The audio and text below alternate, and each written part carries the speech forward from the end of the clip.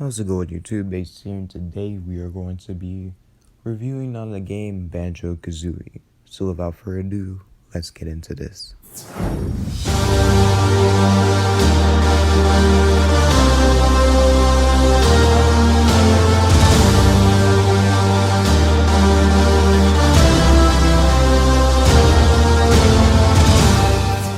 Banjo Kazooie is a collectathon game by RareWare, or now called just Rare, and released in June 29th in 1998.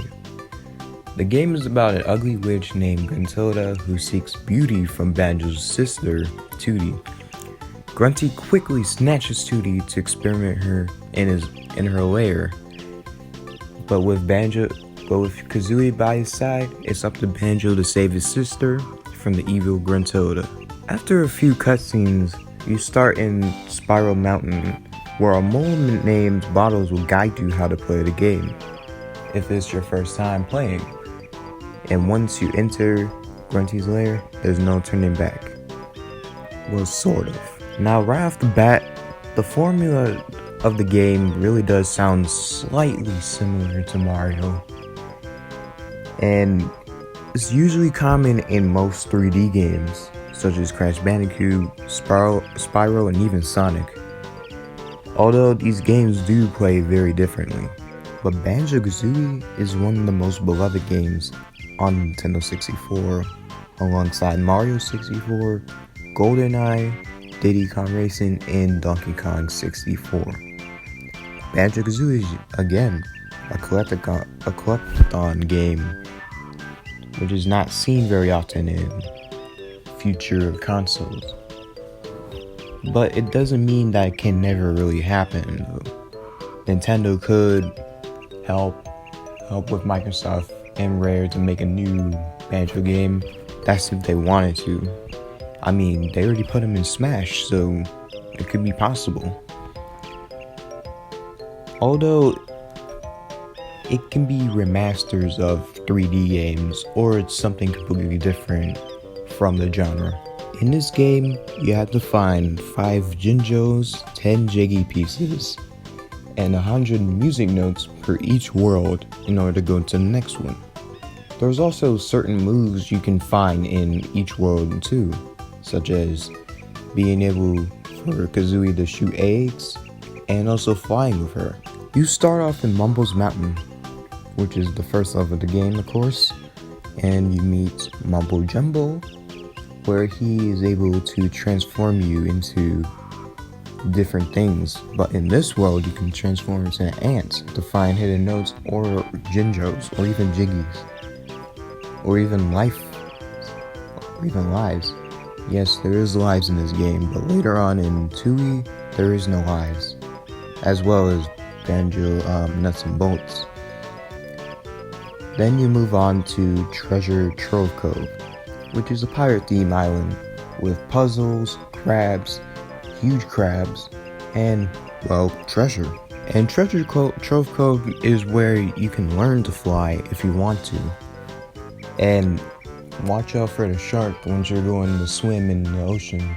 As we move on to Clanker's Cavern, it's more of like a sewer-themed world, with Clanker, the robot shark that you have to help from breathing out like the nasty water. And it's pretty much you have to help. Yeah, you just have to help him, and then you can find other stuff. Once you can go inside him too to find Jiggies. Also find that invincibility move. Although you have to find 10 gold feathers in order to do this. Bubba Goop Swamp is a swampy world. Like, think of Shrek Swamp, but more nasty, like in the opening of that movie. Frogs, crocodiles, and even buzz bombs are trying to kill you in this world, as well as piranhas in the water, or kind of like it's like low water, but if you step on it, it hurts you. And as you move on to Freezy Peak, say that 3 times, it turns into like a snowy and Christmas themed world with a giant snowman in the center that you can walk on, sort of. And speaking of snowmen, smaller snowmen try to throw snowballs at you too.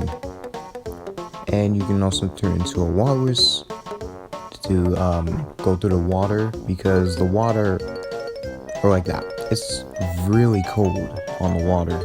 You also have to save these Christmas ornaments from these crocodiles that eat them, because they want to get to the Christmas tree to be decorated on. And also there is a polar bear named Boggy, where you race him all around the world.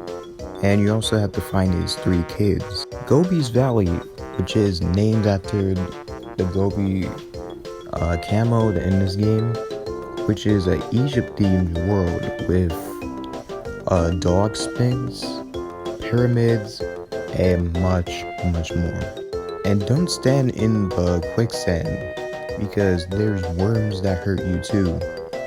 And there's also a tree you have to find a way to give water in order to get a Jiggy too.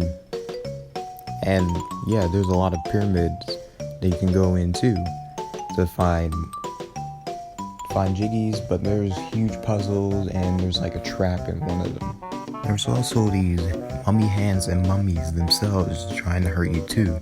Then there is Mad Monster Mayhem, which is more of a darker Halloween world with ghosts, skeletons, and even moving gravestones. I feel like it's even more darker than that graveyard scene in SpongeBob when Mr. Krabs is fighting all these skeletons. You have to go into haunted houses and play a piano with like a hand, like a moving hand, more ghosts, and you can transform into a pumpkin, which for some reason you can go in there's like a inside of the haunted house, you can go inside a toilet and find a Jiggy, and it just sounds pretty nasty. And if you thought Clinker's Cavern looked nasty too, wait till you reach Rusty Bucket Bay. And this is a cargo ship themed world where the game gets harder than most of the worlds that I talked about. The water is oil and you can't breathe through that, and that hurts you. There's moving TNT with huge eyeballs and sharp propellers and many more. Then you reach the final world of the game, which is Click Clock Woods, which is a season theme world with 4 separate worlds in the world. Yeah, it sounds pretty confusing, but it really doesn't look confusing once you play through it. So the 4 worlds are spring, summer, and winter, and fall. Then finally, you reach the last part of the game. Well, first you have to play through a board game quiz, which 99% of people haven't beat. Well, sort of. If you're really good at the game, then you can beat it. But it's basically questions of the entire game, so you have to remember a lot of stuff about the game in order to beat this part of the board game. And after you beat it, you save Tooie, and then for some reason Banjo and Kazooie realize now in the credits that they haven't beat Grunty yet. Then you finally, once and for all, fight Gruntilda, the witch, with her flying broom. And she charges at you, and she uses her spells at you too. Although you have to use all of your moves to fight her. And then all the Jinjos you saved, you have to use your eggs and then shoot inside like this hole with a giant Jinjo statue. And then once you shoot eggs inside like the little holes inside the statue, you release the mighty Jinjonator, which is all the Jinjos all mixed into one, and it kills Grunty, and it has her falling down in her death, and a big rock falls down to where she stands, and she cannot escape, and she slowly dies. So that's really the rest of the game overall. It's pretty fun and it's pretty memorable with the music and just the gameplay itself. As well as if you had the Xbox 360 version, if you have both of the games, you can get the Stop and Swap move too. It's actually like you have to find these eggs in Banjo Kazooie in each world, or it's like a few, and then you get an ice key, and then it unlocks parts of Banjo Tooie. Although it was originally going to be on the N64 version, but it was never put in because the gimmick of the game was you have to take out the game itself and then put in Tooie in order to get it, which got a lot of game developers confusing about it when they were developing the game. So they just left it out and they put it as like they just said something about it, but they didn't actually put it in the game.